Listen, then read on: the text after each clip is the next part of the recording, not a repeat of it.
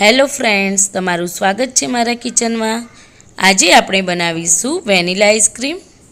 તો બજાર જેવો જ સોફ્ટ વેનીલા આઈસ્ક્રીમ ઘરે ખૂબ જ આસાનીથી બની જાય છે અને ફક્ત 2 જ ઇન્ગ્રીડિયન્ટ્સથી આ આપણે આઈસ્ક્રીમ બનાવીશું।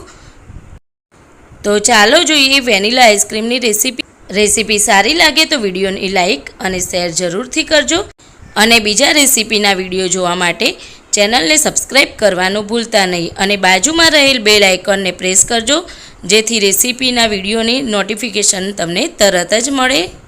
વેનીલા આઈસ્ક્રીમ બનાવવા માટે આપણે એક પેન લેવાનું છે, તો હંમેશા પેન જાડા તળિયાવાળું જ લેવાનું છે અને 500 ml ફૂલ ફેટ દૂધ લઈશું। તો જ્યારે પણ આપણે આઈસ્ક્રીમ બનાવતા હોઈએ ત્યારે આપણે હંમેશા ફૂલ ફેટ દૂધ લેવાનું છે। ગાયનું દૂધ કે ગરમ કરેલું દૂધ ક્યારે પણ વાપરવાનું નથી અને વાટકી જેટલું દૂધ આપણે સાઈડમાં રાખીશું।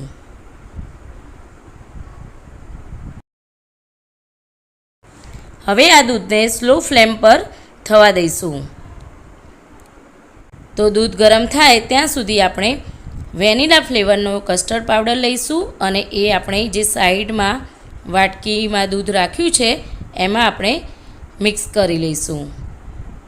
તો અહીંયા મેં 3 મોટી ચમચી જેટલો કસ્ટર્ડ પાવડર લીધો છે અને એ આપણે આ દૂધમાં મિક્સ કરી લઈશું। તો દૂધમાં બિલકુલ પણ ગાંઠા ના રહે એ રીતે આપણે સારી રીતે મિક્સ કરી લેવાનો છે। જો તમારી પાસે વેનીલા ફ્લેવરનું કસ્ટર્ડ પાવડર ના હોય તો તમે વેનીલા એસેન્સ પણ ઉમેરી શકો છો। તો અહીંયા તમે જોઈ શકો છો એકદમ સારી રીતે કસ્ટર્ડ પાવડર મિક્સ થઈ ગયો છે અને આ કસ્ટર્ડ પાવડરને હવે આપણે સાઈડ પર મૂકી દઈશું। તો અહીંયા તમે જોઈ શકો છો દૂધ ગરમ થઈ ગયું છે અને ઉકળવા લાગ્યું છે। તો આ સમયે આપણે ખાંડ ઉમેરી લઈશું। અહીંયા મેં 5 મોટી ચમચી જેટલી સુગર ઉમેરી છે અને સારી રીતે મિક્સ કરી લઈશું। તમે સુગરને તમારા ટેસ્ટ પ્રમાણે પ્લસ માઇનસ કરી શકો છો અને ખાંડ ઓગળે ત્યાં સુધી આપણે આ રીતે હલાવતા જ રહીશું। આવા જ આઈસ્ક્રીમના અલગ અલગ ફ્લેવરના વિડીયો જોવા માટે ડિસ્ક્રિપ્શન બોક્સમાં લિંક આપેલી છે। તો હવે ખાંડ ઓગળી ગઈ છે અને કસ્ટર્ડ પાવડર મિક્સ કર્યો હતો એ આપણે ઉમેરી લઈશું। તો એકવાર આ રીતે આપણે ફરીથી મિક્સ કરી લઈશું, હલાવીને જ ઉમેરવાનું છે અને આ ઉમેરતા જઈશું અને આપણે દૂધને આ રીતે હલાવતા રહીશું।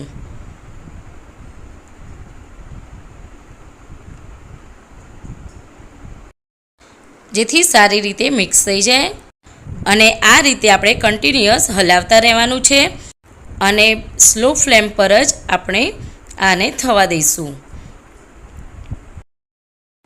અને આ દૂધને આપણે આ રીતે હલાવતા રહેવાનું છે જેથી નીચે ચોંટે નહીં અને સાઈડ પર જે ચોંટે છે એને પણ આપણે મિક્સ કરતા રહેવાનું છે। તો આ આઈસ્ક્રીમ બજાર જેવો જ બને છે અને ખૂબ જ ઓછા સમયમાં બની જાય છે અને એ પણ 2 જ સામગ્રીમાં। તો તમે પણ એકવાર જરૂરથી આ આઈસ્ક્રીમ ઘરે ટ્રાય કરજો। તો અહીંયા દૂધ એકદમ ઘટ્ટ થાય ત્યાં સુધી આને થવા દેવાનું છે। તો હવે વેનીલા આઈસ્ક્રીમ રેડી છે। હવે ફ્લેમ ઓફ કરીશું અને આને ઠંડુ થવા માટે સાઈડ પર રાખીશું। તો અહીંયા તમે જોઈ શકો છો એકદમ સારી રીતે ઘટ્ટ થઈ ગયું છે।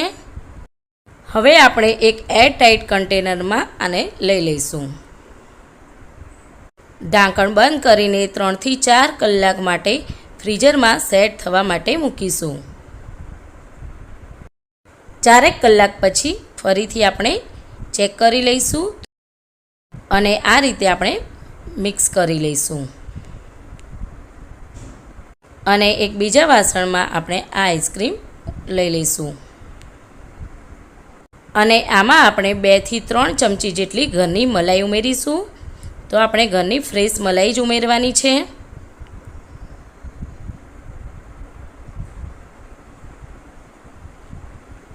અને મલાઈ ઉમેરવાથી આઈસ્ક્રીમ એકદમ બજાર જેવો જ સોફ્ટ બનશે. અને બીટરથી આ રીતે આપણે બીટ કરી દઈશું. જો તમારી પાસે બીટર ના હોય તો તમે હેન્ડ બ્લેન્ડર કે પછી મિક્સરનો યુઝ કરી શકો છો.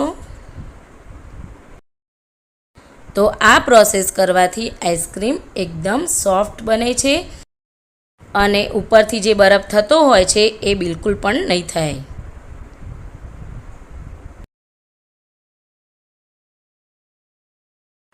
અને પાછું ફરીથી આપણે એ જ એરટાઇટ કન્ટેનરમાં આને લઈ લઈશું.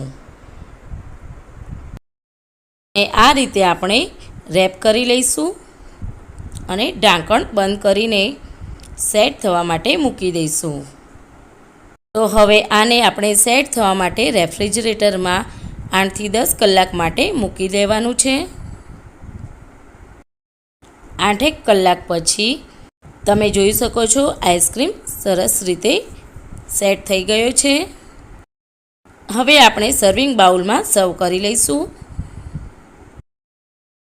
તો બજાર જેવો જ ખૂબ જ ટેસ્ટી અને સોફ્ટ વેનીલા આઈસ્ક્રીમ રેડી છે. તો ફ્રેન્ડ્સ, ખૂબ જ આસાનીથી બની જતો વેનીલા આઈસ્ક્રીમ તમે પણ ઘરે જરૂરથી ટ્રાય કરજો. ફ્રેન્ડ્સ, જો તમને મારી આ રેસીપી સારી લાગી હોય તો વિડીયોને લાઇક, શેર અને સબસ્ક્રાઈબ કરવાનું ના ભૂલતા. તો હવે ફરી મળીશું મારા નવા વિડીયોમાં. ત્યાં સુધી આવજો.